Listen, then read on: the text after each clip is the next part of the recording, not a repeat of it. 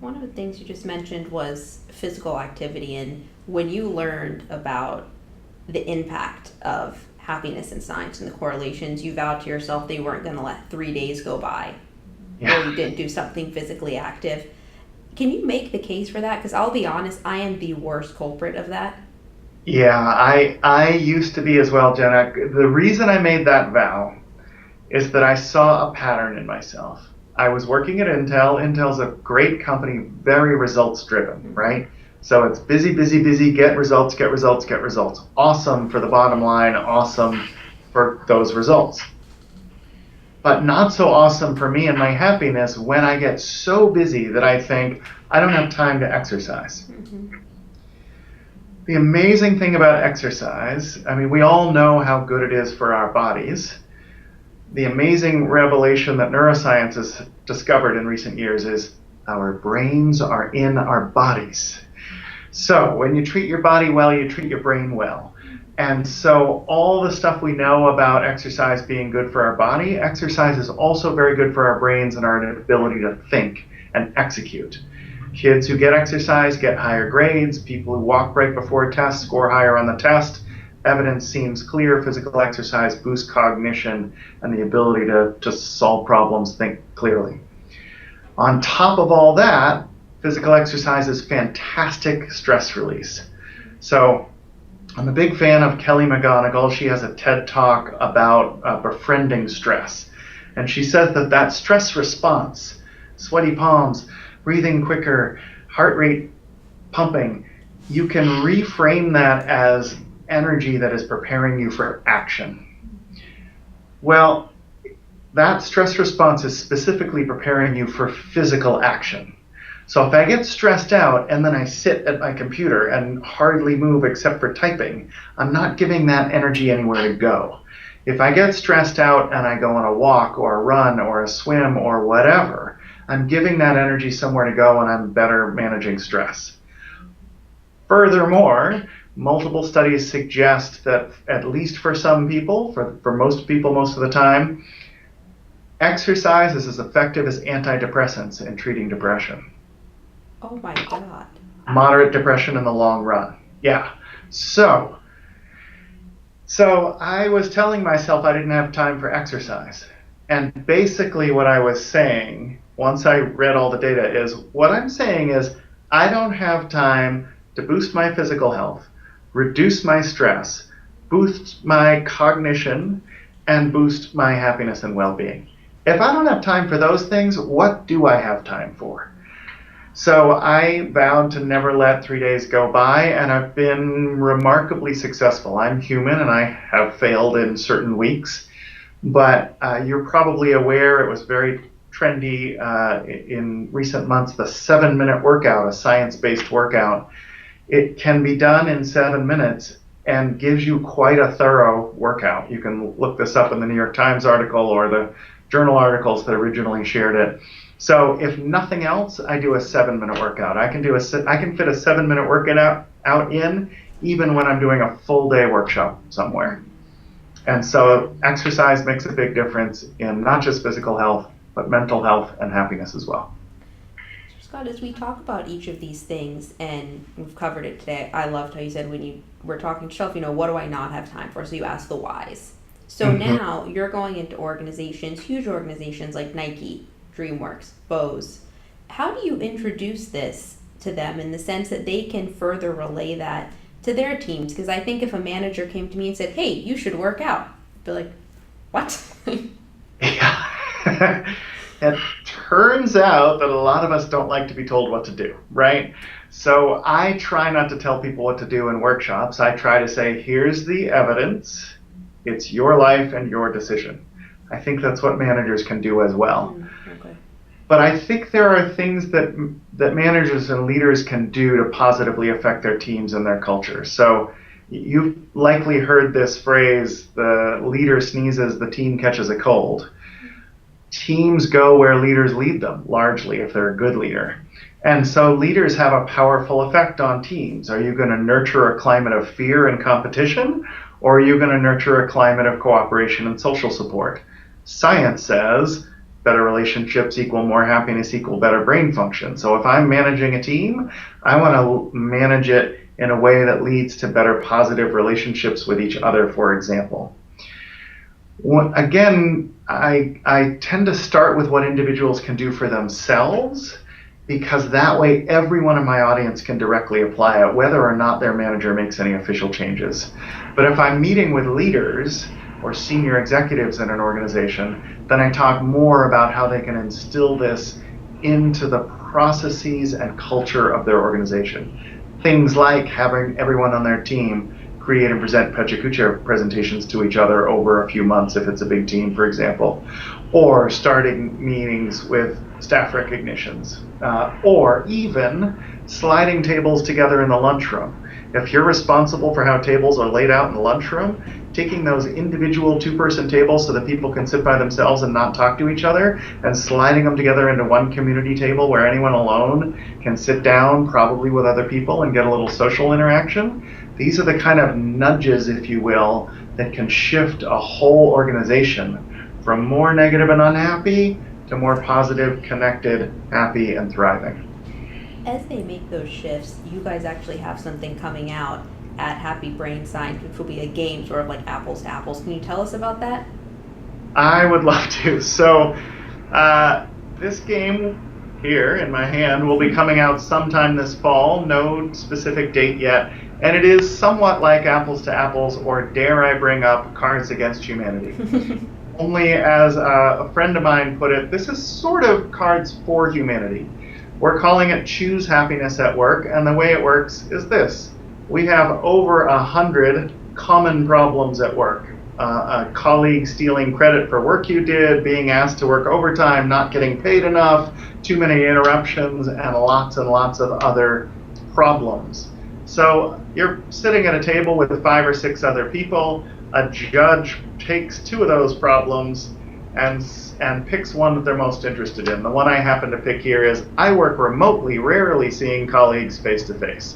I put that down and I say, okay, everybody, I want solutions to that problem. And everyone else at the table has 6 or 7 of these solution cards based in the science of happiness, employee engagement, and more. And they look for solutions that might help somebody with the problem that they have. So in this particular case, I promise I did this totally at random. I looked through the 7 cards I got, and I think, you know what, for working remotely and rarely seeing people face to face, mentoring would be really good, because you could establish a consistent relationship with someone who's interested in your development and gives you consistent human connection with other people. So, Judge, I'm telling you that you should use mentoring. And somebody else is going to say, you should socialize your goals, share the goals you want to achieve, because then you'll get more support with those goals. And somebody else might play the Pechakucha card and say, you should make these personal slideshows to build connection.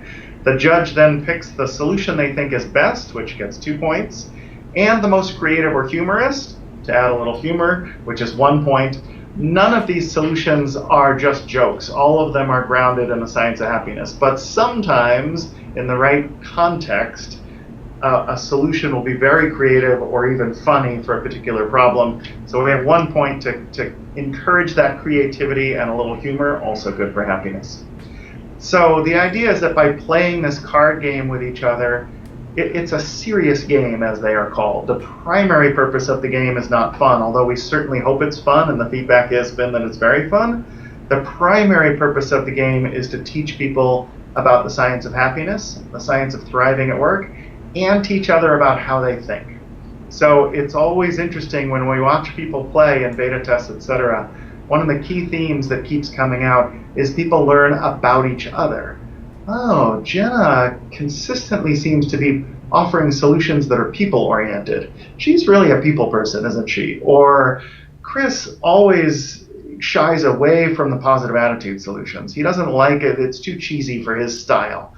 He wants more engagement and flow-organized solutions. So you can learn about each other and how each other thinks and how each other solve problems.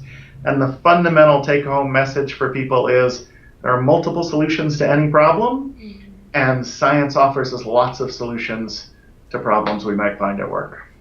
I love that you shared how it touches on identifying individual strengths, because that's something you've discussed previously. Instead of focusing on your weaknesses, focus on your strengths, be great at those, because someone else on your team is great at what you're not so great at.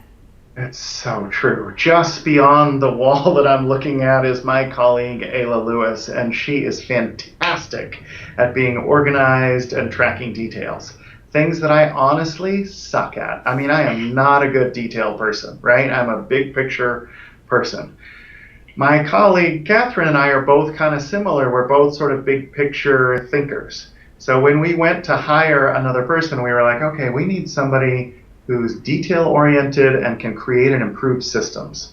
So we kept asking people in interviews, can you tell us about a time when you've created and improved a system?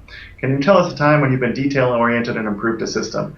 We got Ayla, she's fantastic. She's much better at it than I ever will be, and I'm better at other things that she will never be as good at. And instead of us trying to be everything we're not, we let ourselves be what we are and use our strengths. Like a lot of science of happiness, it sounds obvious, but it's hard because it's not the way we're wired as human beings, right? The way we're wired as human beings is with a very strong negativity bias, or as a peer-reviewed academic paper puts it, bad is stronger than good. Meaning, if I told you 2 nice things about you and 1 criticism, and we hung up, you'd be focused on the criticism. Because that's what keeps you alive. Our great-great-great-great-great-great-grandparents survived because they looked at a mixed situation and thought, there's some risk here, I'm going to go somewhere else. If our great-great-great-great-great-great-grandfathers were like, ooh, juicy apple, it's in the middle of a bunch of lions, but who cares, I'm going for the apple, then he died and we don't exist, right? So we're wired with this bias towards negativity. If I show you a picture of a bunch of people and most people are like this and one person in the back is like this, you're like, what's up with that dude in the back? Or let's make it a more common business example. When we look at goals and the progress towards the goals, if I bring in an indicator sheet and it's green, green, green, yellow, green, green, red, what do? What's going on with the red? Why is that happening? Now that's necessary for business. We need to find and fix problems. But there is tremendous value, according to the data, in focusing on what's going right, feeding what's going right, and in particular, what's right with people. Because of the neuroplasticity that we talked about earlier, every brain in the world is different. Your brain is different than mine. Everything we think and do has the potential to rewire our brains. So some of us are really good at starting projects. Others are really good at finishing projects. Some are really good at designing code. Others are really good at fixing bugs. Some are really good at public speaking, and others are really good at finances. If we let people do what they're good at and what energizes them, everybody does better work and enjoys it more. The counterintuitive part about strengths is that most weaknesses can be made irrelevant and don't need to be fixed. So an example in my specific case, I am a terrible graphic designer. I mean, I could not design you something pretty to save my life. I don't have to. I hire professional graphic designers to design images, cards, and slides for me. My weaknesses can be irrelevant if I don't need to use them on the job. Now, some weaknesses must be fixed. You know, if you can't communicate with other human beings, you're gonna have to work on that to be successful in business. So this is like everything I try to teach. This is not all or nothing. It's not just use strengths all the time, 100% of the time, totally ignore weaknesses, everything's fine. It's not that. It's, as the bumper sticker says, subvert the dominant paradigm. Shift your emphasis from what's wrong with people and how are we going to fix it to what's right with people and how are we going to get them doing that more often. When it comes to doing that more often, I want to make sure we talk about flow too before we go, because that's a part of your process. And I just have to read one insight that you had in the first round piece, because I have not forgotten about this. You talk about multitasking, and you said if you want to get a rat addicted to pushing a button, feed it only some of the times it does, and occasionally give it a jackpot. That's what email does to us. Scott, to this day, if I am going to check my email while I'm working, I'm like, don't be a rat. Like, don't read the email. So awesome and so rewarding to hear. Thank you, Jenna. It, it's amazing. I mean, I know how to get people addicted to things because I'm a game designer, right? By the way, I said that at a major video game development company, and the guy in the back said, "We prefer extremely compelling." I was like, "Okay, all right, extremely compelling if you prefer over addictive." But game designers like me know how to get people addicted to things, and one good way for me to get you addicted to something is to wildly exceed your expectations on an unpredictable basis, which is just what email, Twitter, Facebook, and most electronic feeds do, right? So let's take the email example. If you get 100 emails in a day, probably 98 or 99 of them are fairly predictable, run-of-the-mill stuff. Yes, I will get that done by that time. Yeah, I got to fix this bug. I'll take chicken at the offsite, blah, blah, blah. And 1 out of 100 is surprisingly good news. Like, your request for budget was approved, or we want you to speak at the conference, or everybody gets a much bigger bonus than expected. And when you get something above your expectations, your brain essentially floods with dopamine and says, whatever this was, let's do this again. Was this checking email? Let's check email compulsively. So again, if you want to keep a rat hitting the lever in the cage, you don't feed it every time. You feed it most of the time, and sometimes give it a big surprise jackpot of food. That's what email does. That's what Facebook does. Boring, boring, boring, boring. Most amazing cat video I've ever seen in my life. And so we keep going back, waiting for the next jackpot. What science says is the real jackpot is flow. The real jackpot for us is getting in the zone where everything is focused on one project and one challenge. And that challenge is right at the edge of your ability. It's a very high challenge, difficult challenge, but you also have a high degree of skill to meet that challenge, and you meet at that zone in the middle where you're just at the edge of your ability. And because you're just at the edge of your ability, you don't have spare cycles. If you do something too easy for you, you can end up bored, but you also can space out.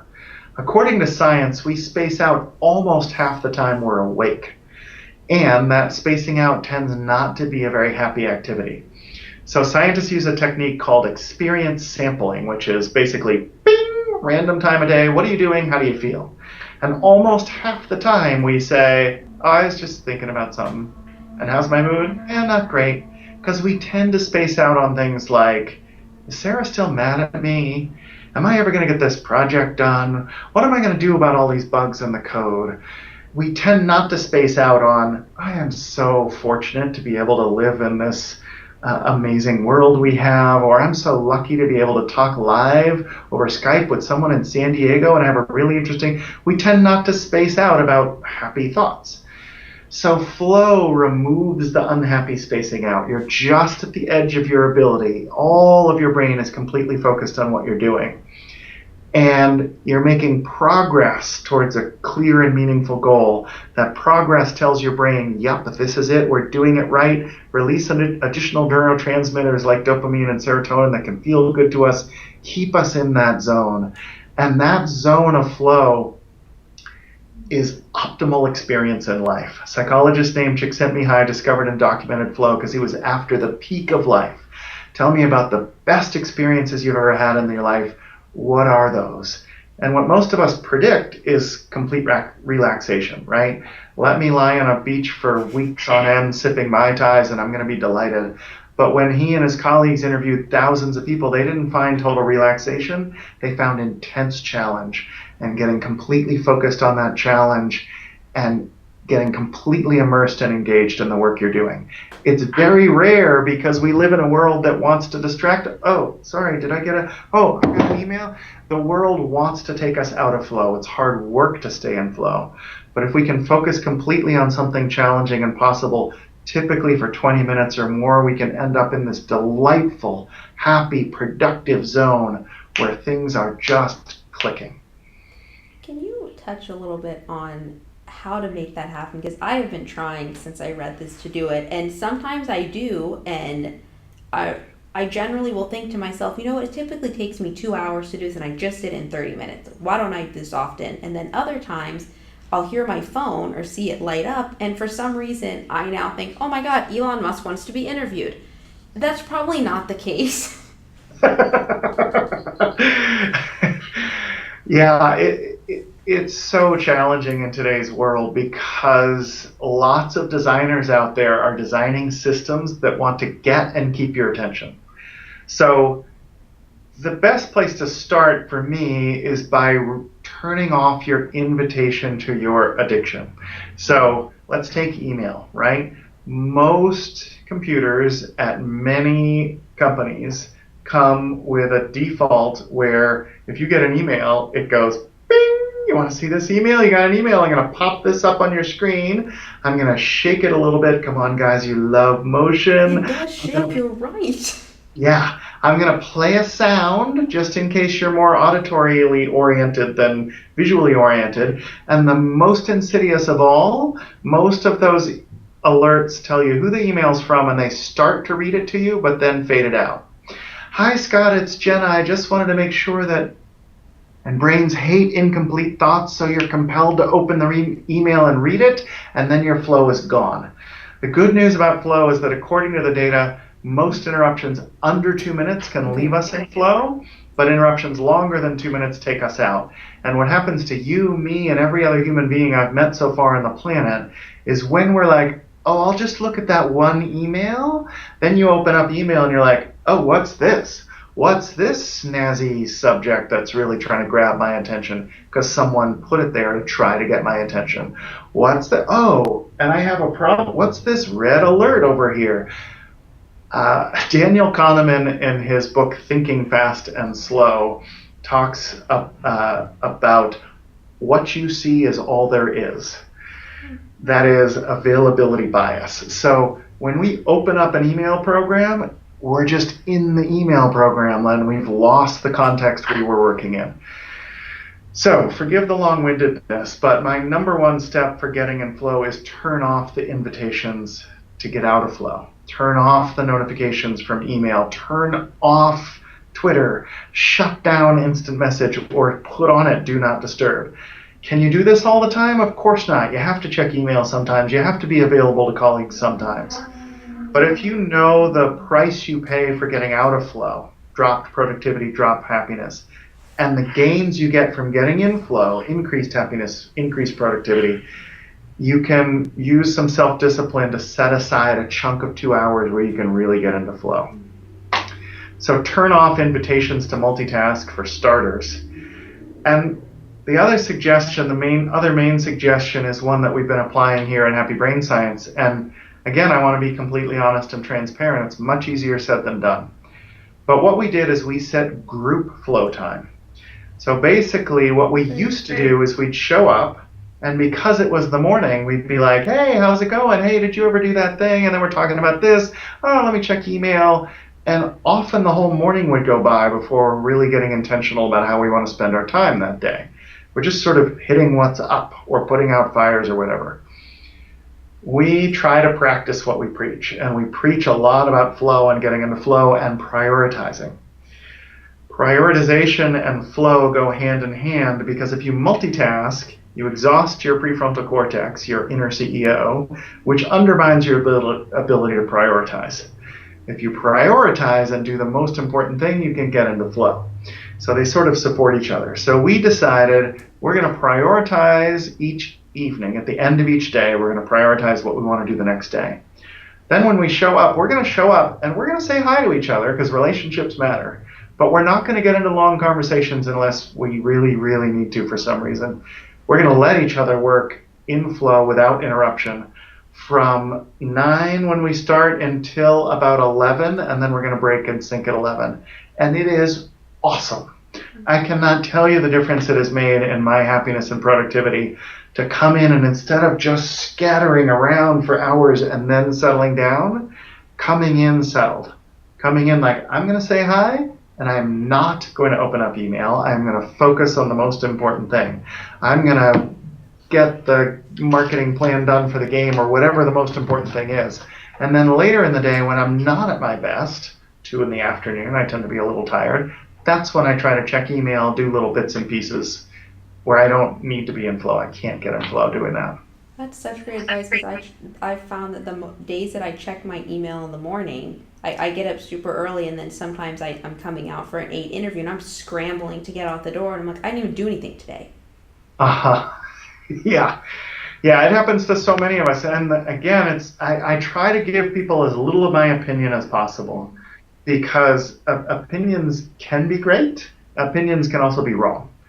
And science can also be wrong, but science is a consistent methodology to try to get right and refine our understanding of the world. So what data and science tell us is those who check email more frequently during the day are higher stress and lower productivity. And those who say, I am going to shut email off all morning and check it from 12 to 1, and then again at 4 to 5 or whatever, they end up less stressed and more productive.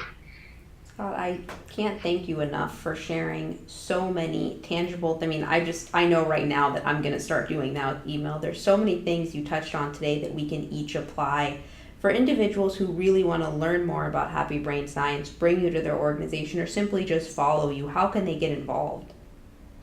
Thank you so much. It's been such an honor and a delight, and I would love to help more people learn and apply the science of happiness. So the place to start is our site, happybrainscience.com, or I am Scott Crab on Twitter, and we try to share as much as we can for free. We do have some products coming out this fall, the game I showed you. Also, these little flow flags are Post-it notes that politely tell people to go away and come back. So for in-person interruptions, these might be helpful. We'll be releasing these again this fall. And I am just blessed to get to coach executives on how to be happier and more successful, and blessed to get to give workshops to organizations. And contacting me through Twitter or happybrainscience.com is the best way to start that process. And thank you again, Jenna, for having me. I am really delighted to have this conversation with you today. Thank you so much, Scott. My pleasure. Take care.